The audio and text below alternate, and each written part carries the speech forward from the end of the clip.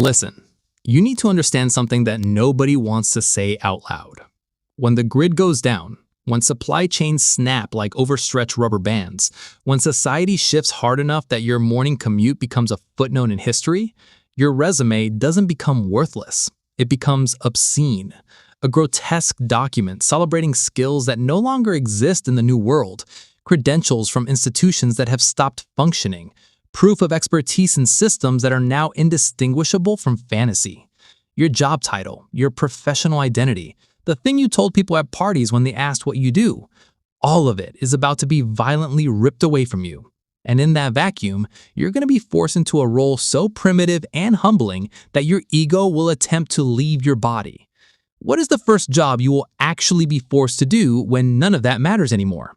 If you're watching this from your office chair right now, from your corner cubicle or your home office with a carefully curated Zoom background, understand that the transition from your current reality to the answer I'm about to give you will happen faster than your mind can process it. The human body has a priority list that laughs at your LinkedIn profile. 3 minutes without air, 3 days without water, 3 weeks without food. Water always wins.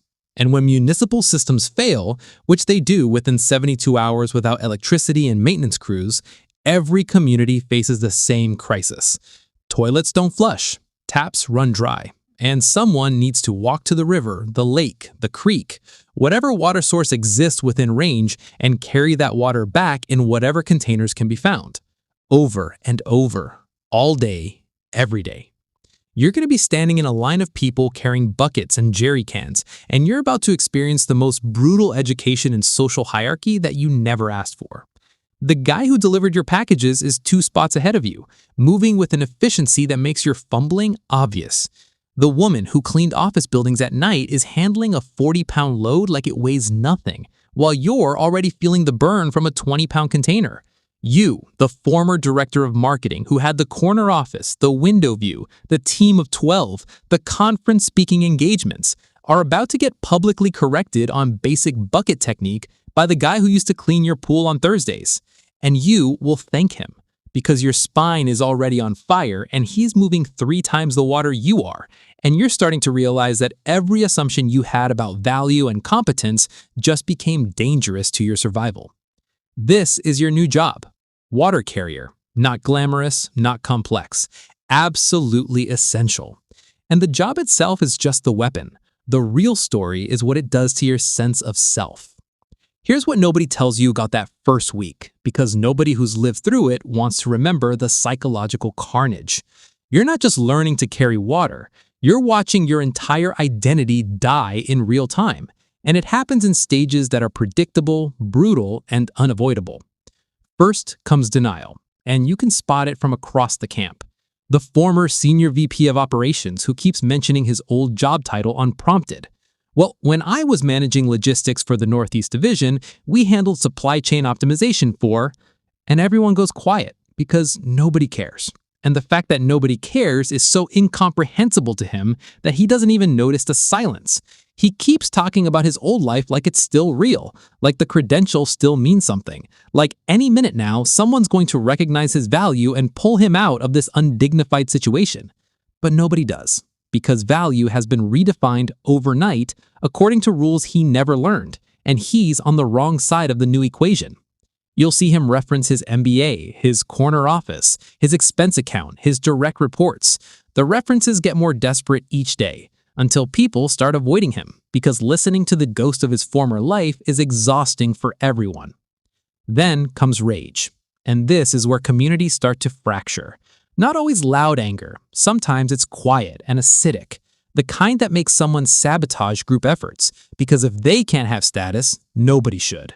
The former executive who starts criticizing how the water detail is organized, not because she has better ideas, but because she psychologically cannot accept taking orders from someone she considers less educated.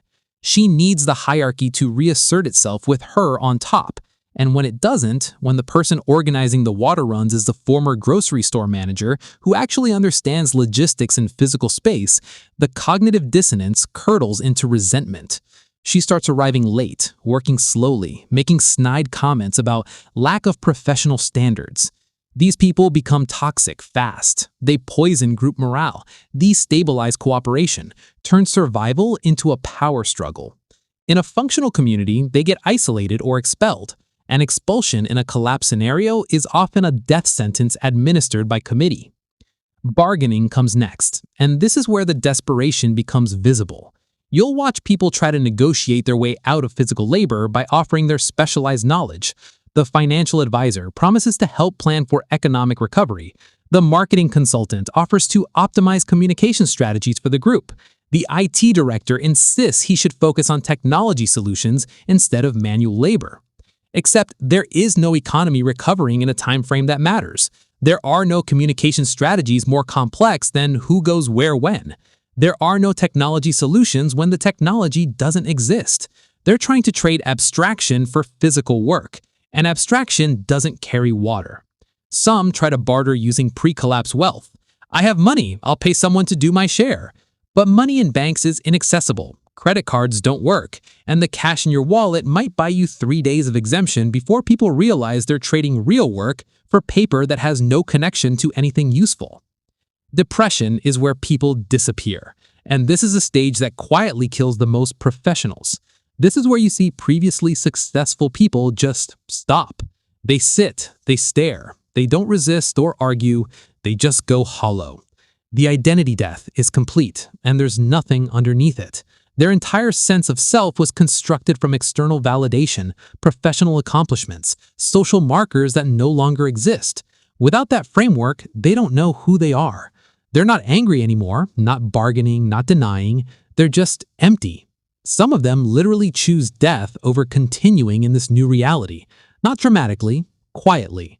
They stop eating enough to maintain strength, stop being careful around dangerous tasks, take unnecessary risks, or wander away from the group at night and don't come back. The physical work will exhaust you. The hunger will weaken you. But the identity death breaks people in ways that broken bones and empty stomachs can't touch. The ones who make it to acceptance are the ones who make it psychologically intact, and acceptance means genuinely letting the old self die. Not easily, not without grief, but they release their grip on who they were and start becoming something else. This is harder for some personality types than others, and if you want to predict who will break versus who will adapt, look at how much of their identity was borrowed from institutional authority. The high-agency knowledge workers with strong egos and defined career identities, they struggle the most. They've spent 20 or 30 years building an edifice of professional self-worth, and it's all load-bearing. Remove it, and the whole structure collapses. Meanwhile, the people who adapt surprisingly well are often the ones who never fully bought into the prestige economy, the underemployed creative types who work just enough to get by, the people who felt like misfits in corporate culture, the ones who always suspected that most professional work was elaborate theater. They didn't have as far to fall, and in some cases, the new reality actually suits them better than the old one did, because it rewards different kinds of intelligence and capability. But even among those who reach acceptance, there's a skill curve that determines whether you stay at the bottom of the labor hierarchy or climb to something less brutal. And this is where water carrying stops being just punishment and starts becoming education. The amateur loads a 5-gallon bucket because more water per trip seems logical. That's 42 pounds, and they carry it in one hand, leaning hard to one side to compensate for the imbalance.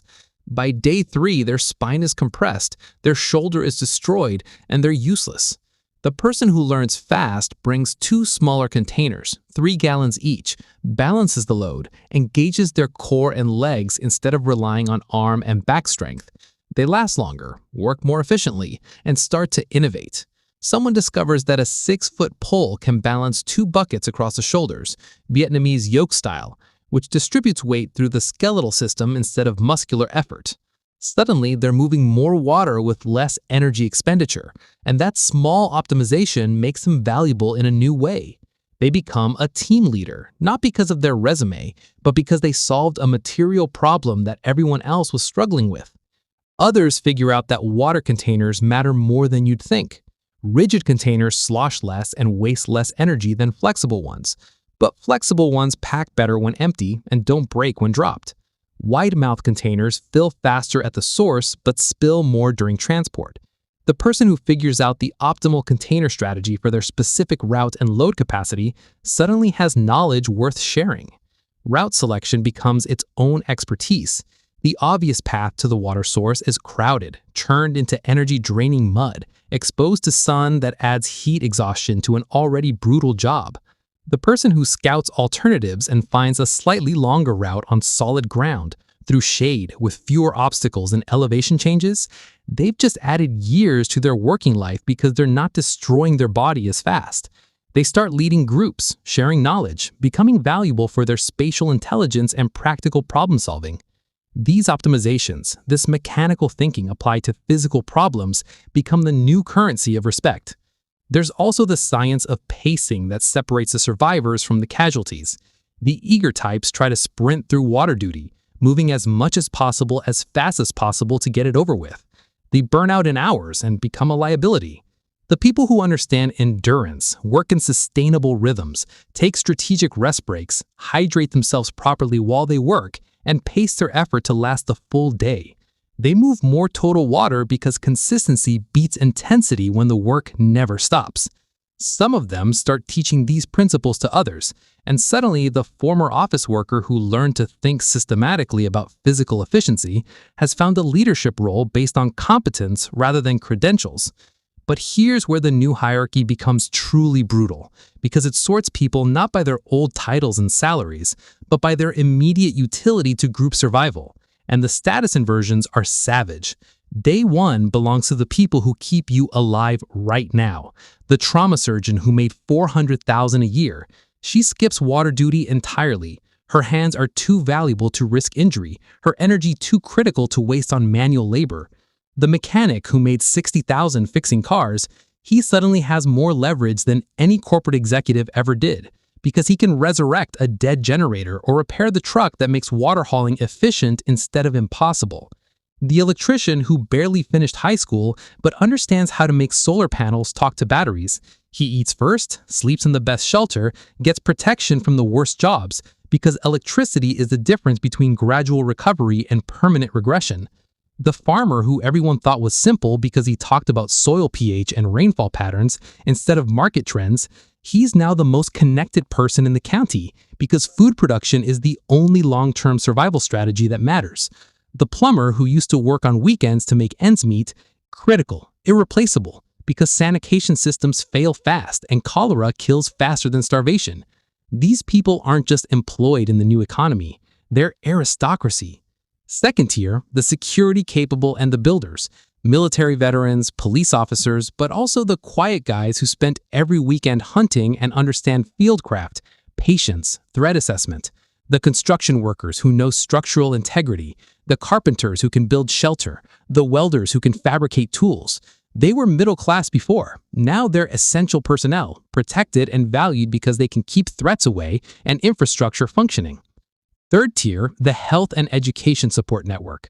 The nurse who made $70,000 becomes more valuable than the hedge fund manager who made $7 million because injuries and infections are daily realities, and portfolio optimization is a memory. The former yoga instructor who understands body mechanics starts teaching people how to lift without destroying their backs, how to stretch out the damage from unaccustomed labor, and suddenly she's preventing more casualties than anyone else in camp. The teacher who can keep skills alive in the next generation, the midwife who understands childbirth, anyone with first aid knowledge below professional medical level, they have roles, respect, protection from the worst work. Fourth tier, psychological and organizational support. The former lawyer who's genuinely good at mediating disputes instead of just billing hours. The musician who provides morale and mental health support through entertainment. The person keeping records, managing inventory, planning logistics for the group. These roles only exist in communities stable enough to support them, but when they do exist, they're worth more than any amount of pre-collapse wealth. And at the bottom, everyone whose skills were entirely abstract and non-transferable. The marketing executives who made $200,000 optimizing brand awareness are now worth exactly the same as the financial analysts who made $300,000 managing other people's money, which is the same value as the consultant who made $400,000 optimizing other consultants, which is the exact same value as the middle management layer that existed to manage managers who manage people who did the actual work. They start at zero. They stay there until they learn something new or die trying. The entire professional class whose work product was emails, presentations, meetings about meetings, and strategies for optimizing strategies, they're all in the same line, carrying the same buckets, experiencing the same brutal democracy of physical necessity. But here's the twist that nobody talks about: the hidden advantage that some former knowledge workers discover once they stop fighting reality. Certain abstract skills can translate, but only after the ego dies and stops getting in the way. Pattern recognition, systems thinking, the ability to see connections and optimize processes. These capabilities don't disappear, they just need new applications. The former data analyst who stops insisting on his relevance and starts genuinely observing the water collection process might notice inefficiencies that no one else sees. Which routes are creating bottlenecks? Which container types are causing the most fatigue? How could scheduling be optimized to reduce waiting times at the source? But these insights only become valuable if they come from someone who's first proven themselves willing to do the work, who's earned credibility through shared suffering rather than demanding it through credentials. The project manager who spent years coordinating complex timelines and resource allocation might actually be brilliant at organizing work crews and supply distribution, if they can apply those skills without needing to be in charge, without making every suggestion sound like they're slumming it in until something better comes along. Teaching ability translates directly, but only if it's real teaching rather than academic credentialism. The person who can break down complex information into learnable steps, who can diagnose why someone is struggling with a task and provide specific guidance, that's valuable anywhere, but especially in a world where everyone is learning new skills under life or death pressure. Even emotional intelligence and leadership capability can find new applications, but again, only if they're real rather than performative. The former executive who was actually good at reading group dynamics, managing personalities, inspiring cooperation during stress, those skills work anywhere where humans have to work together, but the executive who just learned the corporate language of leadership without understanding the underlying psychology, useless.